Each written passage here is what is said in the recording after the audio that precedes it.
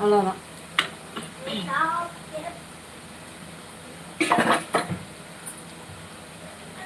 Fry பண்ணி வச்ச பன்னீரை இதோட சேர்த்துக்க போகிறோம்.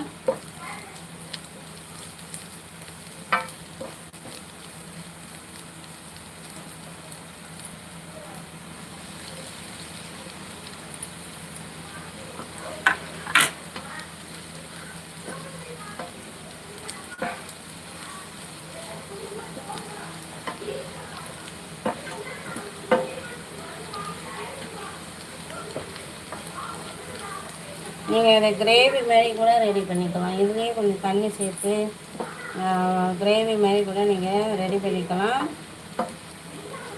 சப்பாத்திக்கு நடுவில் வச்சு சாப்பிட்றதுக்கு, ரோல் பண்ணி சாப்பிட்றதுக்கும் சூப்பராக இருக்கும். பன்னீரில் செஞ்சீங்கன்னா இந்த மாரி ரோல் பண்ணி சாப்பிட்லாம். நீங்கள் செம்மீனில் செஞ்சீங்கன்னா சாப்பாட்டுக்கு சைடிஷாவோ